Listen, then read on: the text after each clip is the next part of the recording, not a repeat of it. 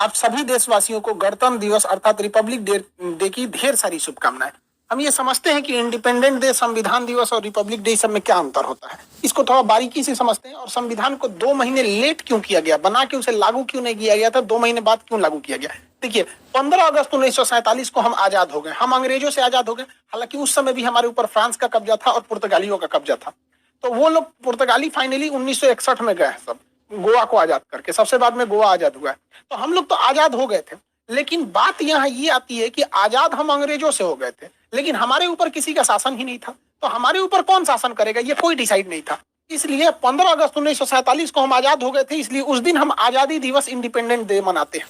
लेकिन हम लोग के ऊपर अंग्रेज कहे थे कि हम आपको फाइनली छोड़ के तभी जाएंगे जब आप संविधान बना लेंगे तब।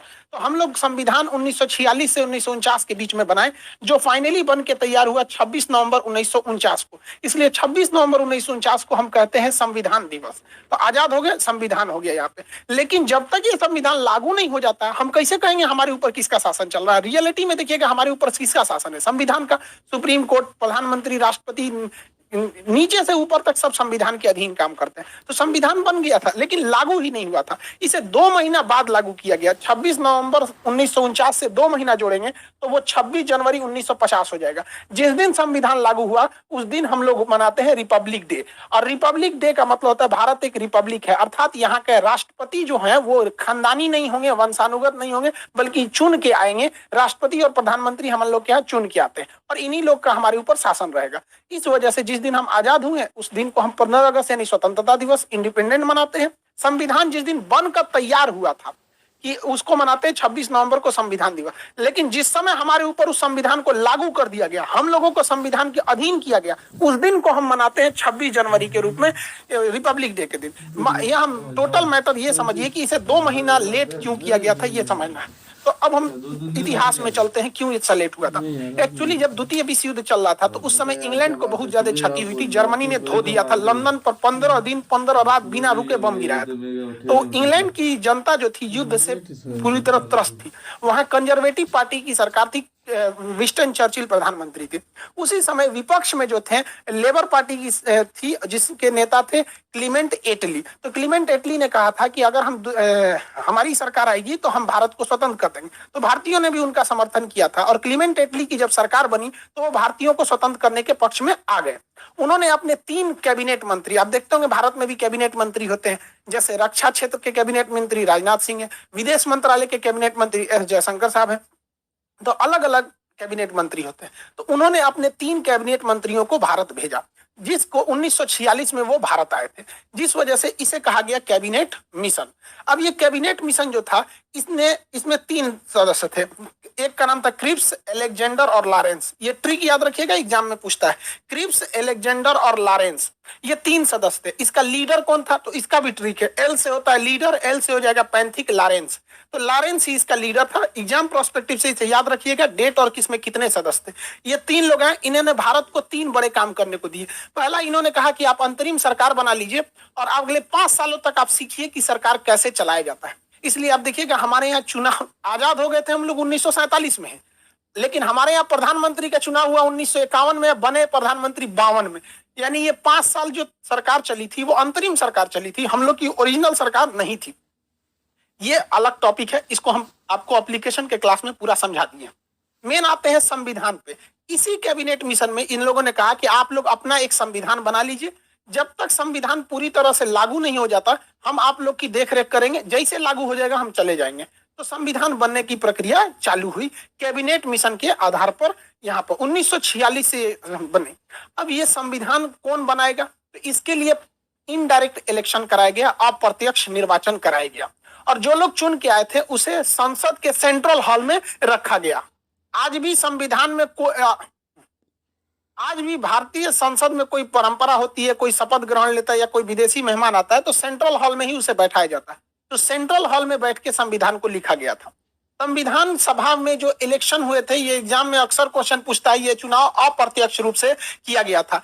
इसमें जब संविधान सभा में चुनाव चल रहा था तो 1946 में संविधान सभा का जो गठन किया गया, उस समय 389 सदस्य थे, क्योंकि उस समय अखंड भारत था, ना बांग्लादेश टूटा हुआ था, यानी पूर्वी पाकिस्तान भी नहीं था और पश्चिमी पाकिस्तान भी नहीं था। टोटल 389 लोग मिलकर संविधान को बना रहे थे। लेकिन अगले ही वर्ष संविधान भारत का विभाजन हो गया, तो जो लोग पंजाब पाकिस्तान से चुन के आए थे वो यहाँ से चले गए वहां पर, जिसमें सबसे प्रमुख आप लियाकत अली का नाम सुनेंगे। लियाकत अली भारत से मतलब वित्त मंत्री थे, बाद में जाकर उधर पाकिस्तान चले गए। 1947 में जब देश का विभाजन हुआ तो 1947 में देश के विभाजन के बाद केवल 299 सदस्य ही बच गए, ये याद रखिएगा। और यही लोग मिलकर पूरे संविधान को आगे बताते गए। 47 में लिखा गया, कुछ 48 में, 49 में। फाइनली जब संविधान पर हस्ताक्षर करने की बात आई तो 1950 तक, 24 जनवरी 1950 को जब फाइनल हस्ताक्षर हो रहा था तो कई लोगों की देहांत हो चुका था। फाइनली बचे थे लोग 1950 में 284 लोग। तो फाइनली संविधान पर जो 13 किलो का हमारा संविधान है, ओरिजिनल संविधान 13 किलो का है, उस पर जो हस्ताक्षर है वो 284 लोगों का ही है। हालांकि बचे थे इतने लोग, ये लोग तो देहांत से गए थे, जिसमें 15 महिलाएं हैं। तो सोचिए, महिलाओं के हम लोग महत्व को कभी नहीं भूल सकते हैं।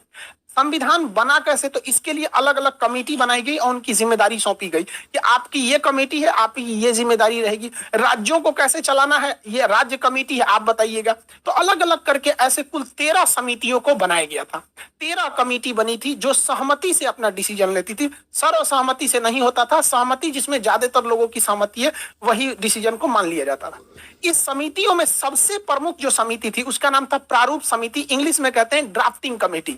इस ड्राफ्टिंग कमेटी के जो अध्यक्ष थे वो भीमराव अंबेडकर साहब थे। बहुत ही विद्वान, मतलब हम क्या कहें इनकी विद्वता के बारे में, उतना शब्द ही नहीं है हमारे पास। इन्होंने पूरे कमेटियों में आपस में कोऑर्डिनेशन बनाया, कहां क्या गलत है क्या सही है उसको सुधार कराया। तो भीमराव अंबेडकर 13 समितियों में जो सबसे प्रमुख समिति थी प्रारूप यानी ड्राफ्टिंग समिति, उसके चेयरमैन थे, जिस वजह से इन्हें फादर ऑफ इंडियन कॉन्स्टिट्यूशन के नाम से भी जाना जाता है। इसके अस्थायी सदस्य भले 2 दिन के लिए सच्चिदानंद सिन्हा थे, लेकिन अस्थायी रूप से राजेंद्र प्रसाद संविधान सभा के अध्यक्ष थे। इन्हीं के देखरेख में संविधान सभा अध्यक्षता करते थे। आप बैठिए, आप अपना डिसीजन सुनाइए, इस तरह से। और संविधान सभा के जो सलाहकार थे वो बी.एन. राव थे। बी.एन. राव बहुत ही विद्वान थे। इन्होंने विदेशी संविधानों का अध्ययन करके जहां से भारत में अच्छा लगा उन्हें समावेशित किया। इनकी विद्वता से को आप ऐसे ही अंदाजा लगा सकते हैं कि इन्होंने म्यांमार के संविधान बनने में भी मदद किया था बी.एन. राव ने। इस तरह से संविधान बना। संविधान को बनने में लगभग 3 साल लग गए थे। 1946 से चालू हुआ और 1949 में फाइनली बन के तैयार हुआ था। इसे याद रखने का ट्रिक क्या है, 3 साल में तैयार हुआ था। 1 साल में कितने महीने होते हैं, 12 महीने। तो 1 साल में 12 महीने, आप 3 साल में ना 12 घटा दीजिएगा। जब आप 3 साल में 12 घटाते हैं तो बचता है 2 साल 11 महीने और 18 दिन। तो ये ट्रिक के तौर पे आप याद रखेंगे। 2 साल 11 महीने 18 दिन में टोटल संविधान बनकर रेडी हो गया था। जब संविधान बना था तो उस समय संविधान के कुल चैप्टर यानी भाग की संख्या 22 थी। एबीसीडी जोड़ जाड़ के कभी मूल कर्तव्य डाल दिए, कभी कुछ डाल के वर्तमान में 25 हो गए हैं। जो अनुच्छेद यानी आर्टिकल थे वो 395 ही ओरिजिनली हैं। एबीसीडी उसका जोड़ के 448 हो गया। ये आगे बढ़ते ही रहेगा यहाँ पर, लेकिन संख्या नहीं बढ़ेगी, एबीसीडी ही करके जोड़ा जाता है। जब अनुसूची यानी शेड्यूल थे वो 8 थे, वर्तमान में अनुसूचियों की संख्या टोटल जो हो गई है वो 12 हो गई है। तो इस तरह से संविधान को बनाया गया। इतने मेहनत और अपने प्रयास के बाद से फाइनली भारत का संविधान बना, जो दुनिया का सबसे बड़ा लिखित संविधान हो गया। अब इसको बन के तैयार हो गया 26 नवंबर 1949 को। इस दिन हम लोग मना लेते हैं संविधान दिवस। लेकिन इसे लागू किया गया 2 महीने बाद 26 जनवरी 1950 को। इसकी टोटल कहानी समझते हैं, इतना लेट क्यों हुआ, तो इसकी कहानी छुपी है 1929 में। कांग्रेस का हमेशा अधिवेशन होता था, फाइनल जो ईयरली मीटिंग होती थी उसे अधिवेशन कहा जाता था। तो कांग्रेस का इसी तरह से लाहौर अधिवेशन हो रहा था दिसंबर 1929 को। साल का अंत चल रहा था। दिसंबर 1929 को उसकी अध्यक्षता पंडित जवाहरलाल नेहरू कर रहे थे। इन्होंने कहा कि अब हमको अंग्रेजों से झुकने की जरूरत नहीं है, अब हम 1 इंच भी जमीन से समझौता नहीं करेंगे, हमें टोटल इंडिपेंडेंट चाहिए। पूर्ण स्वराज की मांग कर दिया था रावी नदी के तट पर जवाहरलाल नेहरू ने। और उन्होंने कहा कि हर भारतीय अब इनको जगना पड़ेगा, अब हमें अंग्रेज आजाद करेंगे। और उन्होंने कहा कि ये तो दिसंबर महीना चल रहा है, 2 दिन मतलब ये साल खत्म हो गया 1929। उन्होंने कहा कि जो 1930 आ रहा है तो आगामी 1930 में जो आखिरी संडे रहेगा उस दिन हम लोग अपना तिरंगा झंडा लहरा देंगे, अंग्रेज आजादी दे चाहे ना दे। तो देखिए हम 1930 का ये कैलेंडर खोले हैं, आखिरी संडे 26 जनवरी को पड़ रहा है। तो उन्होंने घोषणा कर दिया था कि ये दिसंबर 1929, दिसंबर तो खत्म हो गया, 1929 खत्म हो गया, यानी 1930 का जो जनवरी महीना आ रहा है उसका आखिरी संडे को हम लोग तिरंगा झंडा लहरा देंगे और अंग्रेजों से कहेंगे भाड़ में जाओ साले कुत्ते तुम लोग, हम लोग आज से स्वाधीन हो गए, हम लोग आज से स्वाधीन हो गए, अपने अधीन है, अंग्रेजों के अधीन नहीं है। हालांकि आजादी नहीं मिला था, लेकिन इसे हम लोग मिनी आजादी कहते हैं, मिनी इंडिपेंडेंट बोला जाता है। 26 जनवरी को हम लोग 1930 में झंडा ठोक दिए और उस दिन से हम लोग मनाने लगे स्वाधीनता दिवस। और जवाहरलाल नेहरू ने कहा था हर वर्ष इसे मनाया जाएगा और अंग्रेजों को मिर्चा लगाया जाएगा, जितने जलेंगे उतने जलाया जाएगा। तो हर साल भारतीय 26 जनवरी को क्या मनाते थे? स्वाधीनता दिवस। वो 1930 से पहला स्वाधीनता दिवस मनाए, 31 में भी बनाए, 32 में भी बनाए, ऐसे लगातार बनाते गए स्वाधीनता दिवस। इवन जब देश आजाद भी हो गया था ना 1947 में, उस वर्ष भी बनाया गया, उसके बाद 48 में भी मनाया गया स्वाधीनता दिवस, और 26 जनवरी 1949 को भी स्वाधीनता दिवस मनाया गया था। लेकिन इसी साल 19, ये तो जनवरी है, इसी साल नवंबर के महीने में संविधान बनकर तैयार हो गया। अब हो गई बड़ी दुविधा। देखिए स्वतंत्रता दिवस तो अपने जगह पे है कि हमें उस दिन अंग्रेजों से आजादी मिली थी, इसमें कोई दिक्कत नहीं है। लेकिन जब संविधान इसी साल बन के तैयार हुआ 1949 में ही, क्योंकि ये तो पहला महीना है और ये 11वां महीना है, तो हम लोग ने स्वाधीनता दिवस मनाया था कि हम अपने अधीन हैं। लेकिन संविधान बन गया, संविधान कहता है कि आप अपने अधीन नहीं है, आप संविधान के अधीन है। तब तो हो गया कि भैया संविधान अगर इस दिन लागू कर देंगे तब तो बवाल हो जाएगा, क्योंकि हम लोग को ये वाला त्योहार छोड़ना पड़ेगा। और जिस त्योहार को कोई पिछले 20 सालों से मना रहा हो 1930 से, कोई कैसे छोड़ देगा? इससे लोगों का इतिहास जुड़ा था। तो दिमाग लगाया गया, कहा गया कि देखिए जब किसी के घर बेटी का बियाह होता है ना तो बहुत दुख होता है, लेकिन उसी दिन बेटा का भी बियाह रख देंगे ना तो पतो आने का खुशी हो जाता है, तो थोड़ा कभी खुशी कभी गम वाला हो जाता है। तो संविधान वालों ने देखा कि इस दिन का तो महत्व ही खत्म हो जाएगा, इसलिए दिमाग दिया गया एक काम करते हैं, 2 महीना का तो बात है, 26 नवंबर 1949 है, एक महीना रुकेंगे तो 26 दिसंबर 1949 आएगा, और एक महीना और रुक जाएंगे तो 26 जनवरी 1950 हो जाएगा। एक काम करते हैं, संविधान को इस दिन बना लिए हैं, लागू नहीं करेंगे, लागू करेंगे 2 महीना बाद 26 जनवरी 1950 को, और ले आके एक दूसरे पे थोप देंगे, बस हो गया। यहाँ जो स्वाधीनता दिवस मना रहे थे उसके ऊपर चढ़ गया संविधान, और संविधान कह रहा है कि भारत एक लोकतंत्र रहेगा, ये रिपब्लिक रहेगा, यहाँ के राष्ट्रपति का इलेक्शन होगा, कोई वंशानुगत नहीं रहेगा यहाँ पर। तो ये हो गया स्वाधीनता दिवस। तो जानबूझकर इस स्वाधीनता दिवस को बचाने के लिए इसको इसके ऊपर थोप दिया गया, वरना इसका महत्व कम हो जाता है, क्योंकि हम संविधान के अधीन हो जाते हैं। तो ये था टोटल संविधान को बनाने का। तो हम लोग 26 जनवरी आज ही के दिन संविधान को लागू कर लिए, हालांकि बना लिए थे 2 महीना पहले। तो हम लोगों ने इसे 2 महीना इसीलिए लेट किए कि हमारा 26 जनवरी यानी स्वाधीनता दिवस बरकरार रहे। इस दिन राजपथ पर परेड होता है, इस दिन ज्यादातर हथियारों को प्रदर्शित किया जाता है, हमारी क्या क्या डिफेंस में है, क्या क्या नए नए आविष्कार है, एक तरह का शक्ति प्रदर्शन कर लीजिए, इस चीज को हम लोग कह सकते हैं शक्ति प्रदर्शन। दुश्मन डरे, देखो हम लोग ने क्या किया है, मिसाइल तोप टैंक सब यहाँ पर दिखाए जाते हैं। और मुख्य अतिथि के तौर पर भी बुलाया जाता है। राष्ट्रपति तो झंडा फहराते ही है, प्रधानमंत्री भी रहते हैं, तीनों सेनाओं के अध्यक्ष भी रहते हैं, और मुख्य अतिथि को ही बुलाया जाता है। ये शुरू से ही परंपरा रही है, चाहे कलाम साहब हमारे राष्ट्रपति रहे हों, चाहे प्रणब मुखर्जी जी रहे हों, या रामनाथ कोविंद साहब रहे हों, हमेशा कोई ना कोई मुख्य अतिथि आता है। इससे क्या होता है कि उस देश से हमारा घनिष्ठता को भी दर्शाता है कि हम जो करीबी देश है उसी को ही मुख्य अतिथि बनाते हैं। इस बार जो मुख्य अतिथि बनाया गया है, बुलाया गया है, बहुत ही सोच समझ के, मतलब एशिया को पूरी तरह बैलेंस करने के लिए। एशिया का ये वाला एरिया कहलाता है सेंट्रल एशिया, ये रूस से टूटे हुए हैं सर। इसमें 5 देश आते हैं, Kazakhstan, Kyrgyzstan, Tajikistan, Turkmenistan, Uzbekistan. इन 5 देशों को, ये जो 5 देश हैं, इनको संयुक्त रूप से बुलाया गया है, 5 को चीफ गेस्ट बनाया गया है इंडिया में।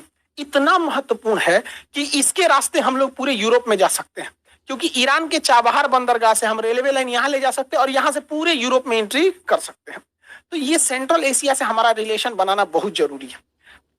सेंट्रल एशिया इतने महत्वपूर्ण है, ये आप अंदाजा लगाइए।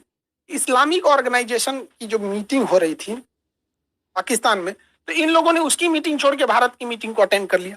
चाइना इससे इतना डरा हुआ है कि आज 26 जनवरी को ये लोग मुख्य अतिथि के रूप में हैं।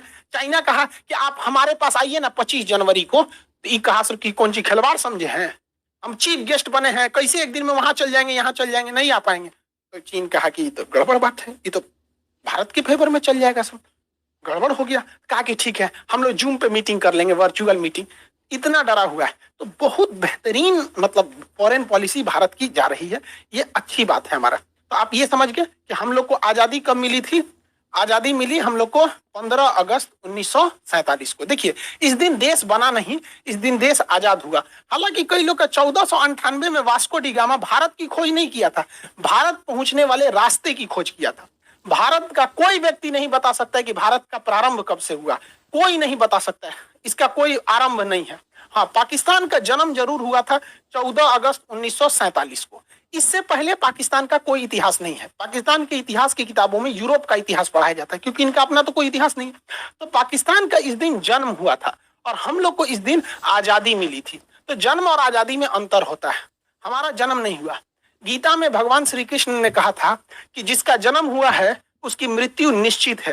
देखिए, हम और आप गलत हो सकते हैं, गीता की बात तो गलत नहीं होगी। चुट्टे का जन्म हुआ है, इसकी मृत्यु निश्चित है, वापस आएगा ये भारत में यहाँ पर, और हम अखंड भारत हो जाएंगे। ये हम लोग